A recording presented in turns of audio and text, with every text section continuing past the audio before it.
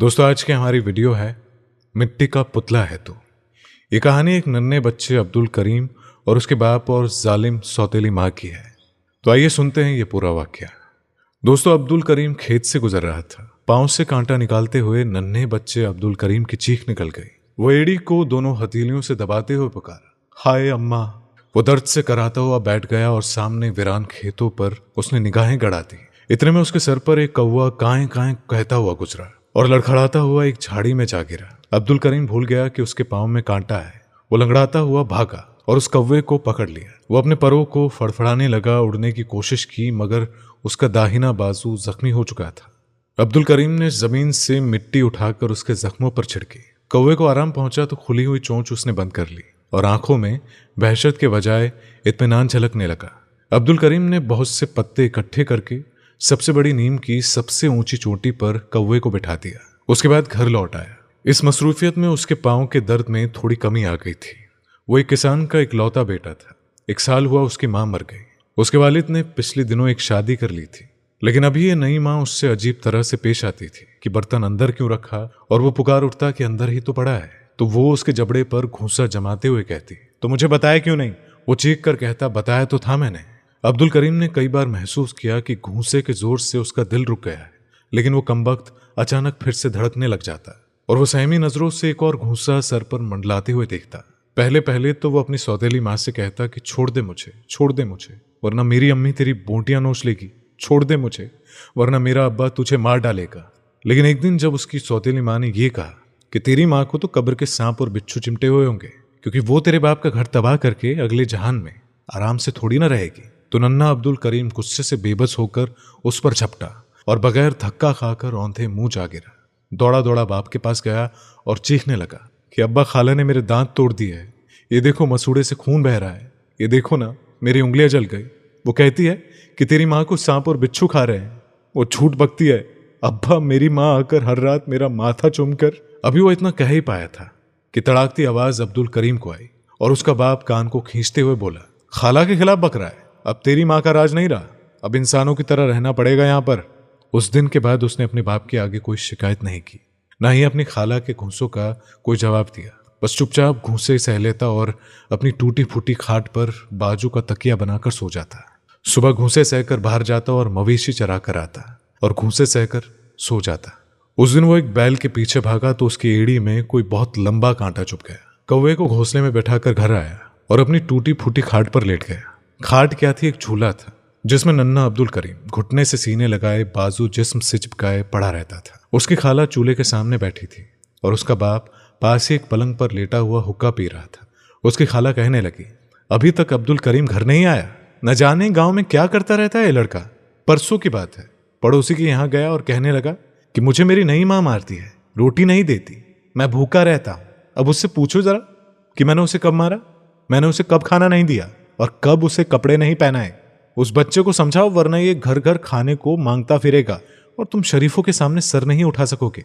इस बात के दौरान अब्दुल करीम ने 1-2 बार आवाज दी, अब्बा मैं आ गया हूं, लेकिन ना उसके बाप ने कुछ सुना और ना ही उसकी खाला ने। जब वो सांस लेने के लिए रुकी तो अब्दुल करीम उनके करीब आया और बोला, मैं तो कब का बैठा हूं खाला।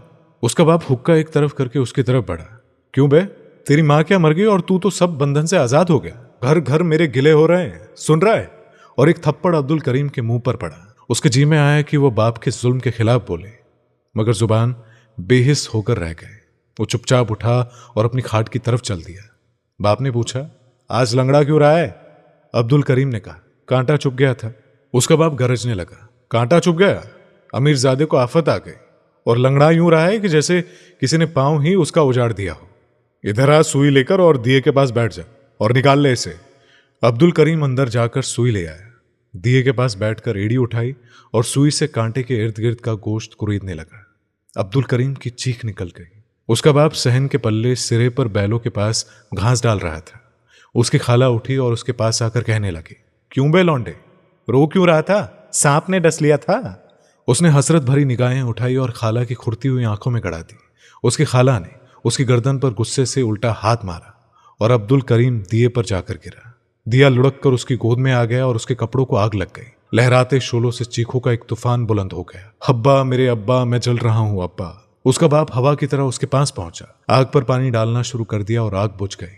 अब जमीन पर कीचड़ में लथपथ बेहोश अब्दुल करीम आहिस्ता आहिस्ता सांस ले रहा था। सारा मोहल्ला इकट्ठा हो गया। लालटेन जलाई गई। अब्दुल करीम का दाहिना बाजू, दाहिनी रान और दाहिनी पसलियां बुरी तरह से जल चुकी थी, खाल उड़ चुकी थी और नीचे सफेद चर्बी चमक रही थी। उसे चारपाई पर लिटा दिया गया। हकीम जी ने जख्म पर मक्खन मलने को कहा और सब अपने घरों को लौट आए। अब उसके बाप का दिल पसीजा, मानो कि जैसे उसकी अपनी पहली बीवी उसके सामने आंसू गिराती हुई नजर आई। उसकी निगाहें अपने जले हुए बेहोश बच्चे पर गड़ी हुई थी। बाप के बदन से पसीना फूट निकला। उसका सारा जिस्म सुन्न हो गया। बगैर इरादी तौर पर अपने बच्चे की तरफ बढ़ा, जिसने अब आंखें खोल दी थी और जिसकी सौतेली माँ रोटी पर घी डालकर खा रही थी। वो अब्दुल करीम के पास आ गया और माथे पर हाथ फेर कर पूछा, मेरे बेटे, तुम्हारे कहाँ कहाँ दर्द है? बताओ मुझे, बताओ, ताकि मैं अपने कलेजे का खून निचोड़ दूं। तुम मुझे इस तरह से ना देखो मेरे नन्हे बच्चे।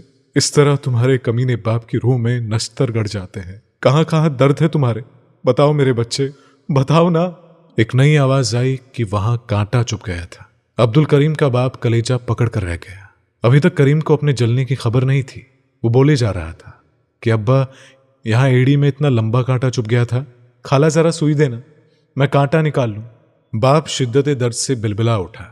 हाय मेरे बच्चे, मेरे अब्दुल करीम, तुम चल गए हो। अल्लाह तुम्हें अच्छा कर दे, बहुत अच्छा कर दे। मैं अपने अब्दुल करीम के लिए इतनी चीजें लाऊंगा कि मेरा बेटा उसको उठा तक नहीं सकेगा। अब्दुल करीम को अब आहिस्ता आहिस्ता अपने जलने का एहसास हो रहा था। उसका बाप उसकी रंगत की तब्दीली देखकर हैरान सा हो गया। अरे लाना, जरा खाना लाना, बेटे के मुंह पर डालू, ये तो पीला पड़ गया है बेचारा। वो घी में लुकमा भिगोकर बोली, अच्छा हो जाएगा, बच्चे जलते रहते हैं अक्सर। तुम तो ऐसे कर रहे हो जैसे तुम पर कोई कयामत टूट पड़ी हो। अच्छा हो जाएगा कमबख्त। तुम क्यों अपनी जान हल्कान करते हो? इधर आओ, खाना खा लो, पराठे ठंडे हो गए हैं। किसान के भारी जूते ने उसे आगे बढ़ने की मोहल्लत ना दी। लुकमा उसके मुंह से निकलकर फर्श पर जा गिरा। उसकी खोपड़ी जूते खाने लगी। उसने चीख कर सारा मोहल्ला सर पर उठा लिया। लोग जमा हो गए। उसे खामोश करवा दिया गया। किसान को हिम्मत करने की तलकीन की ओर चले गए। अब्दुल करीम चारपाई पर बल खा रहा था। सारी रात उसका बाप उसके सिरहाने बैठा रहा। सुबह हुई तो अब्दुल करीम ने घुटने से सर को उठाते हुए कहा, अब्बा, तुम मुझे नहीं मारोगे ना? किसान की आंखों से आंसुओं के चश्मे फूट पड़े। उसने कहा, नहीं मेरे बेटे। अब्दुल करीम बोला, तो अब्बा एक काम करो, गांव की पूर्वी चरागाह के उतरने पर नीम के दरख्तों का एक झुंड है। वहां सबसे बड़े नीम की सबसे ऊंची टहनी पर एक कौवे का घोंसला है। उसे जाकर कुछ पानी और दाना डालाओ। जाओगे बाबा? हाँ, अभी जाता हूं, उसके बाप ने जवाब दिया। इसके बाद जब बाप कौवे को खाना डालकर वापस आया तो बेटे को छूकर पूछा कि जाग रहे हो बेटा? तो उसने कहा कि जाग रहा हूं अब्बा। उस कौवे का क्या हाल है? बाप ने कहा कि अच्छा था मेरे बच्चे, तुम्हें सलाम कहता था। अब्दुल करीम ने हंसने की कोशिश की और कहा, मैं उसे खुद सलाम का जवाब दूंगा अब्बा। अब जरा बैल खोल दो, बाहर जाने का वक्त हो गया है। किसान बर्दाश्त न कर सका और बेइख्तियार रोने लगा। अपनी दूसरी बीवी की तरफ देखा जो एक कोने में बैठी उसे बेइंतहा नफरत से घुर रही थी।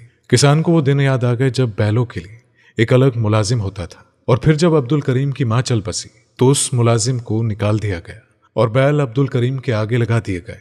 उसे अपनी सारी जिंदगी पर अंधेरा ही अंधेरा छाया हुआ दिखाई देने लगा। अब्दुल करीम की हालत रोज बरोज बदतर हो गई और आखिर एक दिन ऐसा आया कि दोपहर तक उसकी आंखें ना खुली। उसका बाप दीवानों की तरह एक जगह से दूसरी जगह बैठता। दोपहर को अब्दुल करीम ने आंखें खोली। हकीम जी पास बैठे थे। उन्होंने पुकार कर कहा, बच्चा होश में आ गया है। अब्दुल करीम का बाप दौड़ा आया। पेशानी को उसने इतनी मोहब्बत से चूमा कि आसपास खड़ी औरतों की आंखों में आंसुओं की झड़ियां लग गई। उसने पूछा कि बेटा क्या हाल है, अब तबीयत कैसी है, कहाँ है दर्द? जवाब मिला कि एड़ी में अब्बा, एड़ी में दर्द है, एक लंबा सा कांटा चुभ गया है। बाप बोला कि बेटा कल तुम्हारा कौवा बोल रहा था, मुझे डर है कि वो कहीं उड़ ना जाए। अब्दुल करीम ने कहा कि अब्बा तो आज आखिरी बार उसे दाने जरूर डालकर आओ। हकीम जी ने कहा अब बच्चे की हालत बेहतर है। सब लोग अपने अपने घरों को चले गए। बाप ने अपनी बीवी को उसकी देखभाल की ताकीद की और मुट्ठी में दाना दबाए कौवे के घोंसले की तरफ चला गया। लेकिन जब वो वहां पहुंचा तो वो कौवा उड़ चुका था। वो पूरी ताकत से घर की तरफ भागा और दरवाजे में दाखिल होते हुए बोला, बेटा करीम, वो कौवा तो उड़ गया। अब्दुल करीम के लबों पर हंसी खिल गई। हकीम जी आए और उन्होंने अब्दुल करीम की नब्ज टटोल कर कहा कि आज इसके जख्मों को किसी ने बहुत सख्ती से छीला है। अब्दुल करीम का इंतकाल हो चुका था। तो दोस्तों, आजकल काफ़ी जगह ऐसा होता है कि जब किसी औरत का इंतकाल हो जाता है तो उसका शौहर दूसरी शादी कर लेता है, बिना ये सोचे समझे कि दूसरी माँ बच्चे के साथ कैसा सलूक करेगी। उम्मीद करता हूं कि आज की ये कहानी आप सभी को पसंद आई होगी। अगर आप सभी को ये कहानी पसंद आई हो तो इस वीडियो को लाइक करें, शेयर करें और अगर चैनल पर नए हैं तो चैनल को सब्सक्राइब करना मत भूलिएगा। अस्सलाम वालेकुम, अल्लाह हाफिज।